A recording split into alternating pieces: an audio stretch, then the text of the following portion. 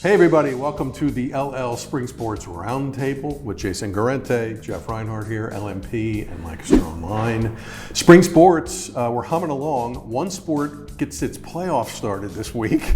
Another sport in the gym, we'll get to that. They just finished the first half of their season, and some of the outdoor stuff is starting to pick up some steam. So let's chat everything LL Spring Sports. I want to start with this kid, Sofia Rivera, Ephrata Jr. thrower, had a huge Bradley Invitational meet last week. Start with her, please. Give us the info. Jeff Bradley Invitational, the first big invitational, the only one in Lancaster County until the the league championships, named after the legendary Hempfield coach and former distance runner. It used to be called the Black Knight Invitational. That's right.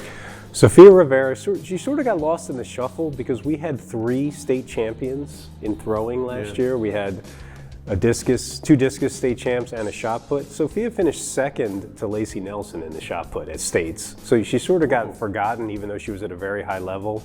This is her 3rd season. She's been one of the best throwers in the league for that entire time. But on Saturday, she just put on a show. She beat Lacey Nelson, the defending state champ, in the shot put, throwing 42 feet, which is pretty good for this time of the year. Pretty good. It's cold, it's damp. And then the discus is what really opened eyes. She threw 147.7, which is number 1 in the state by a lot. Wow. And a PR by a lot. And she was always a shot put first thrower. But sometimes you see this in the discus, when you work on that spin technique, the results start to translate. And she's a big, strong girl, and she has a lot of experience. So she's suddenly on the radar as a potential 2 state medalists in the throws. And there are already 3 state champions, so it's just an incredible time for Lancaster Lebanon League throwers. Sounds like it. The other girl I wanted to mention, Oleana Orovitz-Solanko, long jump of 18.8, defending District 3 champ. She just missed the LL record by about an inch. Reagan Hess in the long jump over 19 feet last year. So she's a name to keep an eye on. If she can improve to about 19.2, she would break the league record. Wow. And Reagan Hess is, of course, one of the greatest track athletes in league history. The boys I wanted to mention, Vincent Thaler swept the hurdles, the 110 and the 300. He was under 15 in the 110 and under 40 in the 300, which are the thresholds you want to reach early in the season. Octorara, he's junior, great basketball player as well. And the 100's kind of wide open because defending champ Jaden Johnson's coming back from an injury. 2 boys broke 11 seconds. Logan Richard at Warwick and Jonah Richards with an S at Conestoga Valley, both under 11. Nick Keller won the championship 2 years ago, so if he comes back and runs the 100, he'd be a factor as well. So that's one of the prestigious wins, world's the fastest boy in the league. So that's kind of up for grabs. So it'll be interesting to see who pulls that out. The girls' throwers are amazing. 4 at one time, just all-time great. That's unbelievable. That's unbelievable. Okay, tennis. Jason, they start their playoffs on Thursday. We tape here on Wednesday. The LL team tournament is on Thursday. So postseason tennis, here we go. 3-section races have pretty much come to a head here. There's a big match on Wednesday as we tape. Hempfield 6-0 in section 1. They finish up against Lebanon. I thought this was interesting. Cooper Lehman, who's won everything the last 3 years in a row, lost to Zach Kuiper of Ephrata in a league match the other night. Lehman beat Kuiper in the LL final last year. So Kuiper throwing down the gauntlet. Here you go. Beat him in the regular season. I'm sure those guys will run into each other down the road somewhere. Section 2, Mannheim Central's out front. Barron's 5-0. They finish up against LS. LS beats CV to knock the Bucks down a peg. Bucks finish up against Garden Spot. If Central wins here on Wednesday, they get the section title outright. Lancaster Country Day, no big surprise. 6-0 in section 3, so they'll be in. Here's how the team tournament works. The top-ranked AAA team gets a bye into the semis, and the top-ranked 2A team gets a bye into the semis, and then it's the section champs and the runners-up to fill out the bracket. Country Day beat Hempfield last year.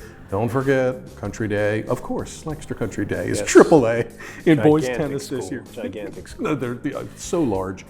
So yeah, that'll start Thursday, and then the team championship stuff is early next week.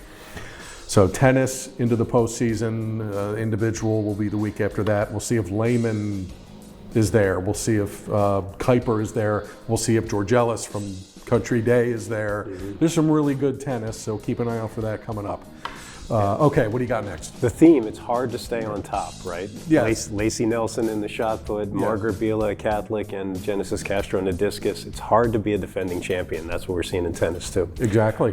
Yeah, that's Baseball, epic game on Monday. Epic. Ephrata at Hempfield. Both teams were undefeated in league play.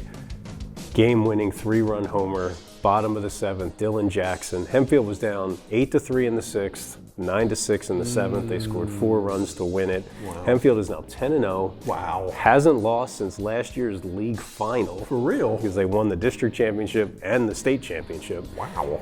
There's something to that. You start to believe you're going to win no matter what, and even when it looks bleak, you find a way, and that's the kind of groove that they're in right now. So Hempfield's in first in Section 1. Section 2, Lampeter Strasburg 10-2, first place. Devin Aponte is their ace, 4-1, 0.73 ERA. That'll work. LS, one of those, they're always in it every year. They're so fundamentally sound. They know how to move runners. They're good at all of the little things that mean so much in high school baseball. So they're the team to beat right now in Section 2. 2 unbeatens in Section 3, Manheim Central and Donegal. Manheim hasn't lost since the Kyle Milan almost perfect game. Oh. Today's Wednesday. They're scheduled to play tonight at Manheim, so that'll be the first separation in Section 3. And Section 4, Northern Lebanon just looks like maybe it's head and shoulders above. They're in a different level. They're in first place. Anvil's going to Fredericksburg. Anvil's a game back, so if Anvil's going to make it a race, they probably have to win this game. Okay. And it's also important to stay in second place because then you can get a league playoff spot. But Northern Lebanon looks tough, and they might be the favorites in District 3 4A in addition to Section 4. Interesting. What's Aponte's F4? I don't have that handy. You don't have that information? No, they don't keep that on Max Preps. They do not. 28 innings pitched, though, and only 0.73 RA. That's pretty good. His F4 is pretty good. That's pretty good. Okay, softball. Let's keep it on the diamond. Really good stuff. Section 1, Penn Manor out front, 4-0. Warwick 3-1. Wednesday, Warwick at Penn Manor. So Warwick can get a tie for the lead if they can spring one there. Mia Skiatis, 414 with 11 ribs for Penn Manor. Katie Heisey, who we had in here on Media Day, 462 with 13 RBIs. That's pretty good. Warwick has only given up 18 runs so far. Yeah. That's pretty good. Section 2, Solanco. They've been fantastic. 4-0 in the section, first place. They've scored 135 runs 2 times. They've had 20 or more runs in a game. Sarah DiFrancesco is hitting .595 with 22 ribs. And Kira Rourke, 7-0 with 67 strikeouts. That's pretty good. LS and E-Town are both 3-1. E-Town at Solanco, which is always a war, is here on Wednesday. LS at Solanco next week.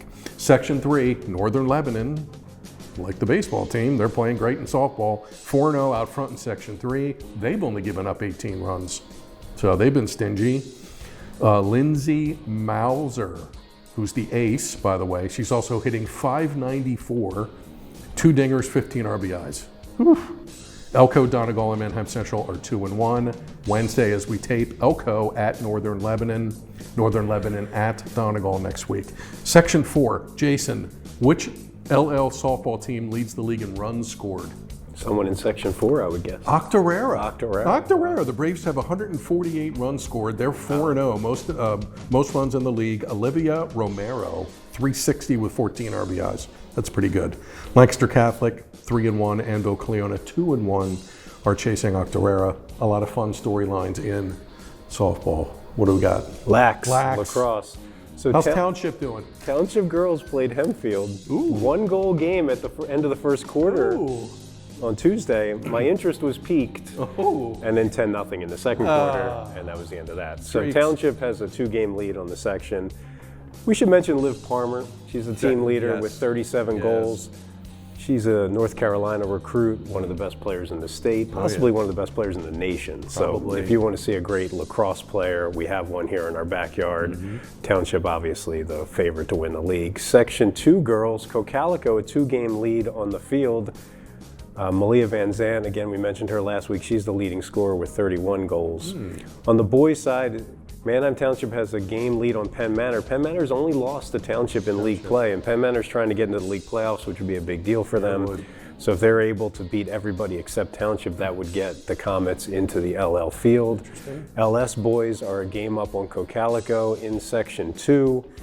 They have only allowed 31 goals the entire season. They still have to go to Denver, which may end up being for sole possession of first place in the section. But there are certain programs that are just, they're in it every year, and you see them in the playoffs every year. But Penn Manor has a chance to break through this year. They did not make the league playoffs last season. Nice. That'd be good for them. That'd be good for them. Okay, we'll wrap it up with volleyball. LL Volleyball hit the halfway point on Tuesday. So one time around down, another time to go around starting now. Cedar Crest, first place in Section 1, 6-0, number 4 in the state. Falcons, they've been fantastic. Warwick 5-1, Hempfield 4-2.